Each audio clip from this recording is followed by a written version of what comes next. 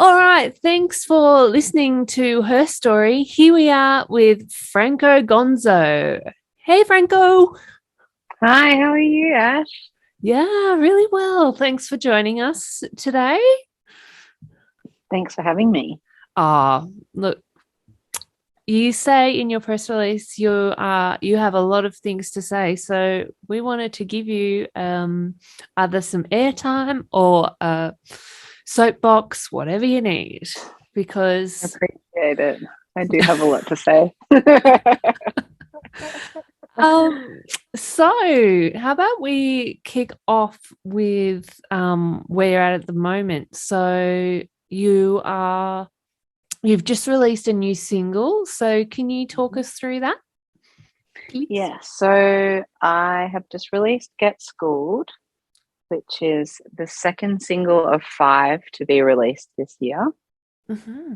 And for me, it was a very exciting song because I got to work with a producer called Liam Quinn in Sydney, who does the production for Peach PRC. And he was a bit of a dream producer for me. He also works with a lot of people who are on The Voice, so he's very vocal orientated as a Uh-huh. producer, and that was really exciting for me because I feel like I'm a vocalist first Mm-hmm. and then a songwriter second. And I came in with all of these awesome references like Remy Wolf and MIA, and I just wanted to do something a bit crazy and wacky. And I think that is exactly what came of the song.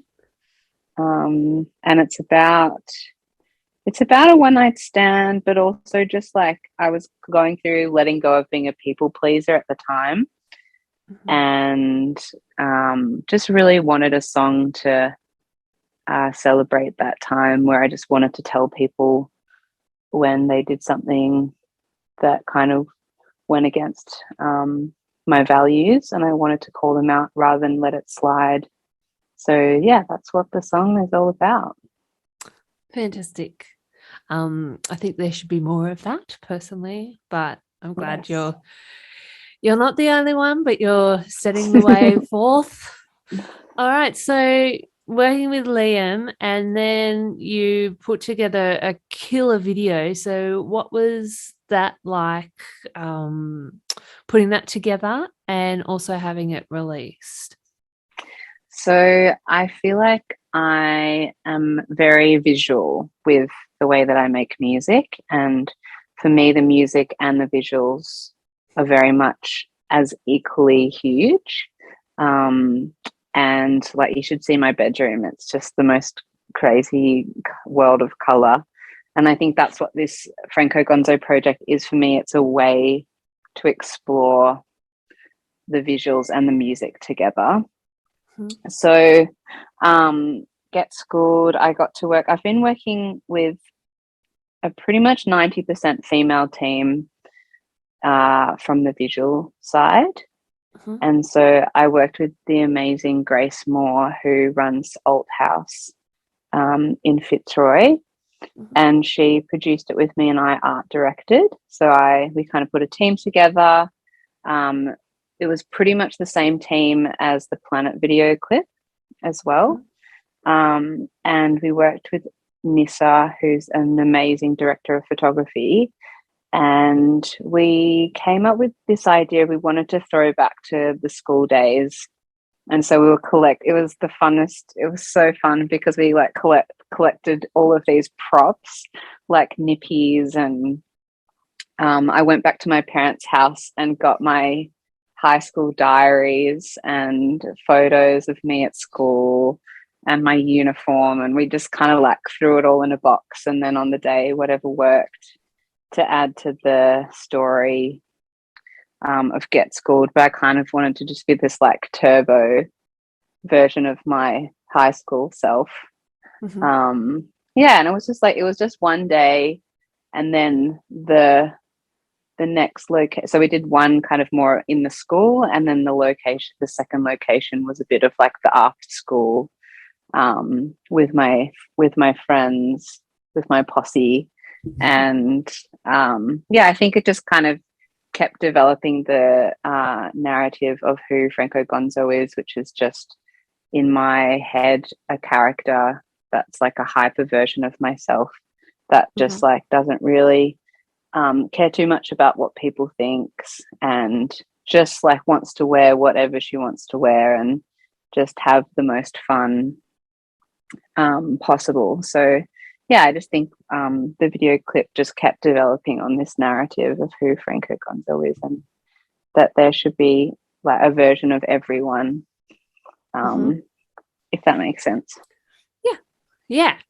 I was going to sort of touch on the like CMYK of it, but you're saying it's your personality, and it's a hyper version of your personality too. Is that? Yeah. Yes. Yeah. Okay.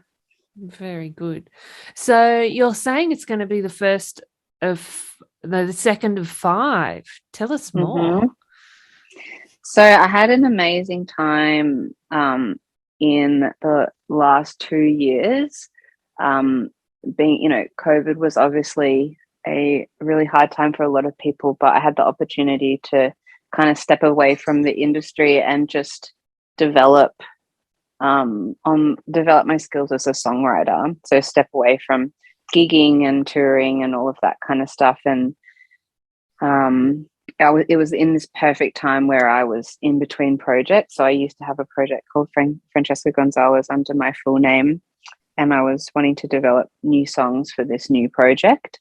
And so I pretty much wrote about 2 to 3 songs a week for most of 2 years.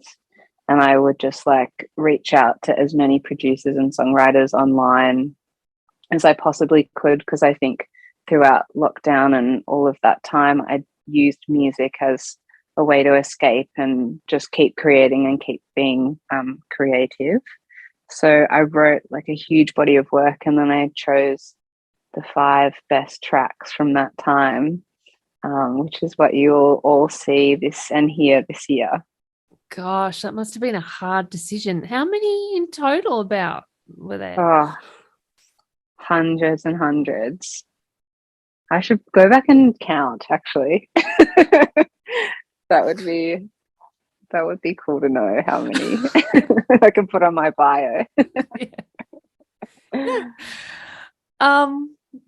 So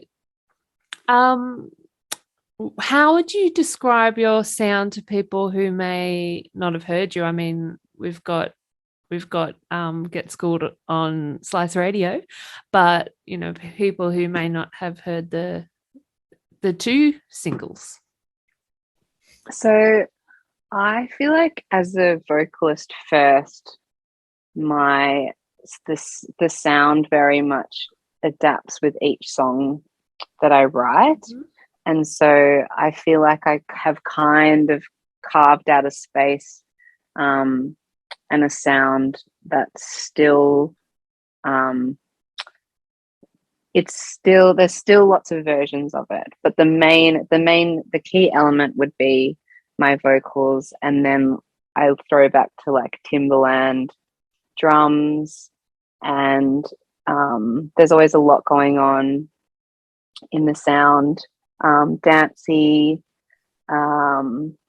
It's very dancey, eclectic pop, I think is the way to describe it. Throwing back to Black Eyed Peas, Timberland, who Nelly Furtado, all of those.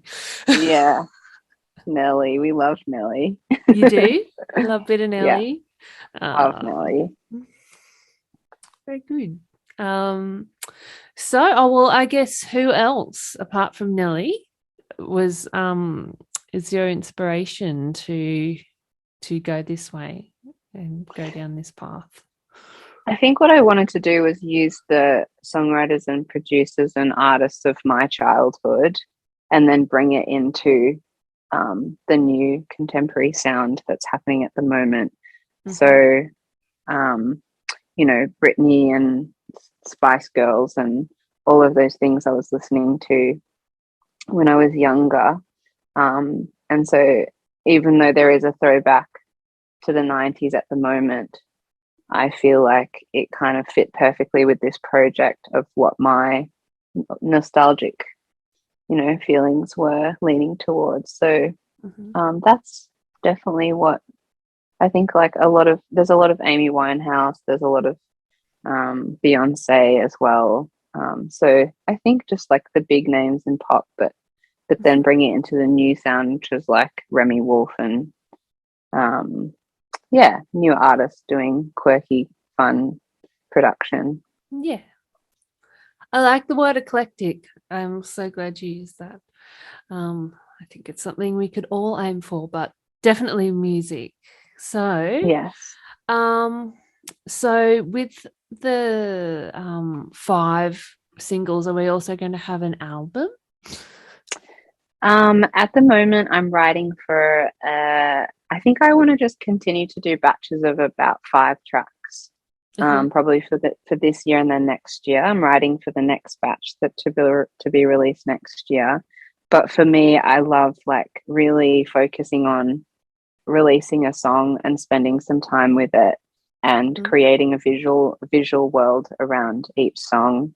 And because I'm really proud of each song, and I want to give it the moment, and it really helps to kind of develop careers as emerging artists. But I'm definitely interested in making an album in a few years. I feel like in the background there's an album just slowly boiling away as I make all of the other ones that I release, for sure. Great. So, as you say, the single needs to have its limelight. Does that mean you're touring, or we can come out and see you next little while? So I have a show at the Leadbeater in Melbourne on the 15th of July. Great.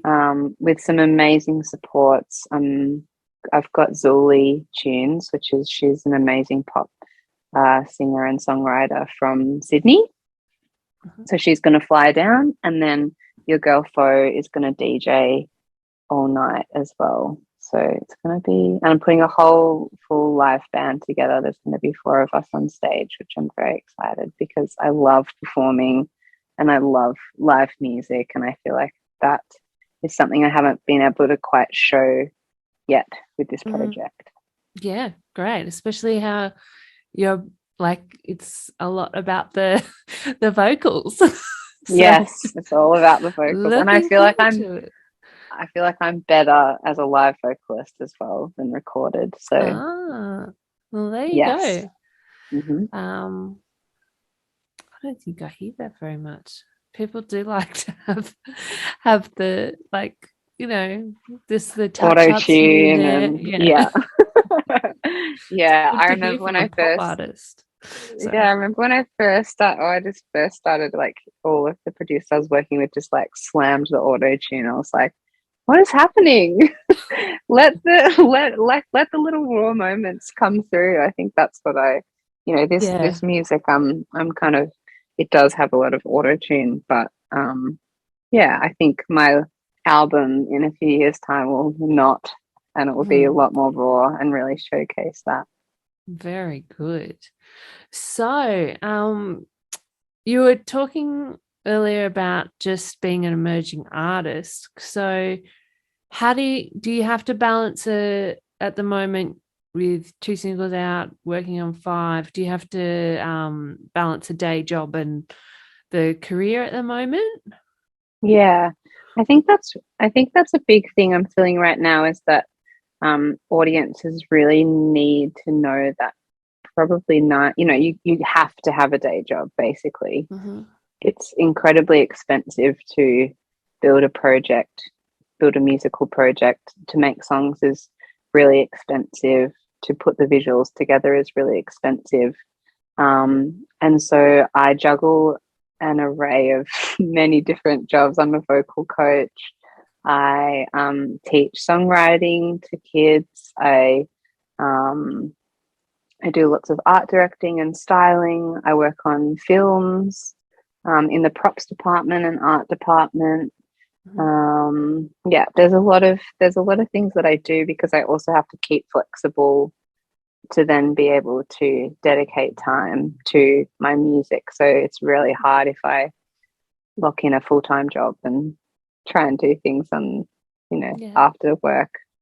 But yeah, I think I'm very much feeling that at the moment, is that on social media we have to put out like we're killing it, or there's an amazing thing, all these amazing things happening, but the financial return from that is very minimal until you get to a point where you can tour and sell out rooms and that kind of thing. So I think being a bit more transparent with audiences, I think, is my next step, because I just want people to, to actually support, because streaming services and all of these things aren't really providing financial sustainability for artists. So yeah, I'm glad you touched on that.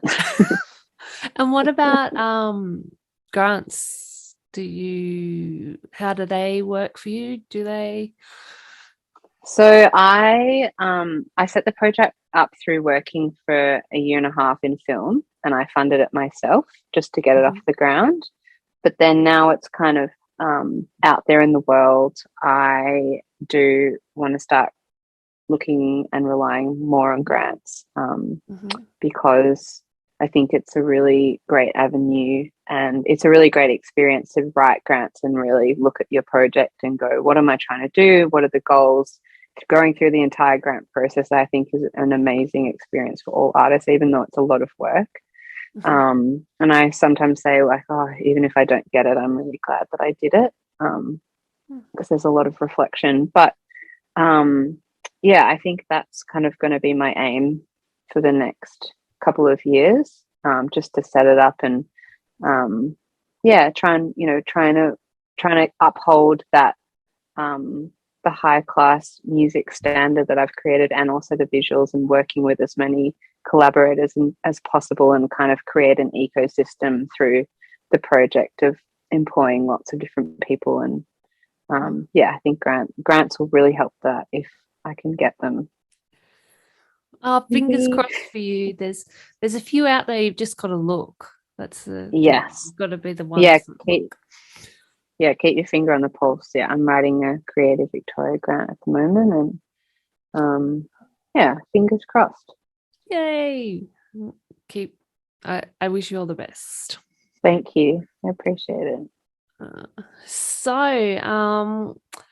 Look, what would you like to plug today? Do you have anything? Oh, we've talked about the live show. Look, how do we find your music?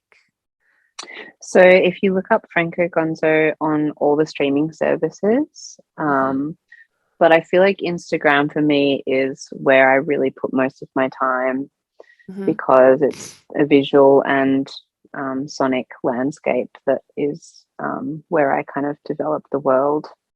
So, and I mainly use that to update everyone with gigs, and I've just dropped some merch, which is really fun and a great way to support local artists. So yeah, if there's any artists out there that you love their music, merch is the best way to support them. So Franko Gonzo, is that it? Just one word? Just Franko Gonzo. That's it. Great. On Instagram. Awesome. Check out this merch. I'm glad you brought that up, because there aren't many independent, as you were talking about before, but streaming services, they just sort of kill artists while getting your sound out there. They can kill. So yes, merch is a step forward. Yeah, definitely. Yeah, I think any way you can support artists that you like even all of my music friends, when they put stuff on Bandcamp or anything, I always, we used to pay $30 for a record or an album, and so I think keeping that in mind when digesting music or art. Yeah, that's the way I go to. All right, so can we find you on Bandcamp? No, not yet.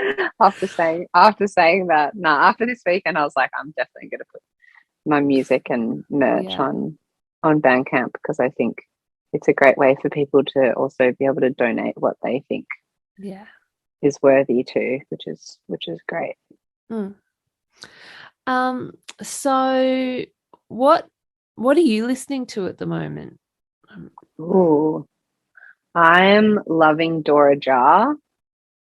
Mhm. Have you listened to Dora Jar? She's this amazing, she's from America. Dora Okay. Jar's, yeah, she's super eclectic, making really, really interesting pop music. Okay. Also, Kit's Kitchen is a great local artist. Um, and their music is instrumental. You put on a Sunday morning, it's really, really amazing music coming out of Melbourne. Mhm. Um, and then what else? I'm listening to Amy Winehouse again. Who doesn't want to Also, listen to Amy? who doesn't want to? Especially the Frank record. Mhm. Mm-hmm. So if I'm just going to ask you, so if what would be a request from you? It can be any song, just one song, any song, um, to play to complement your interview here on Her Story. I feel like Multiply by Dora Jar Okay, would be awesome to play. awesome. We'll play it. And Great. all right, so we look out for you on Insta. Mm-hmm. Are you on Facebook at all? Is it worth? No, it's not really worth on Okay. Facebook. I don't really use it too much. We want to have the visual and audio effect. Yes, yes. All right. Well, Franko, thank you so much for your time. We really appreciate it. It was a pleasure having you on. And Thank you so much. we wish you all the best.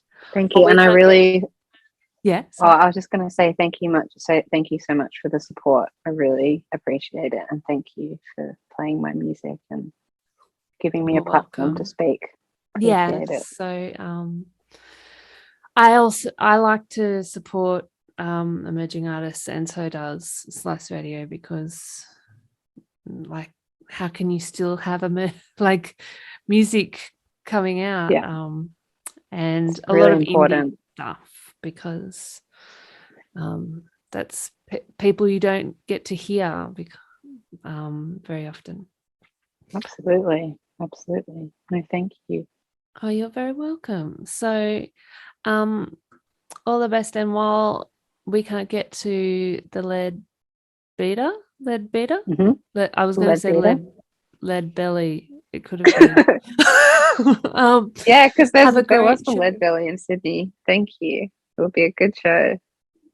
I'd love to see this, hopefully, on Instagram. There will be some footage Yes. of this live band. Yes. There will definitely be some video content. Don't you worry. All right. Well, cheers. Thanks, Ash. No worries. Bye. Appreciate it. Bye.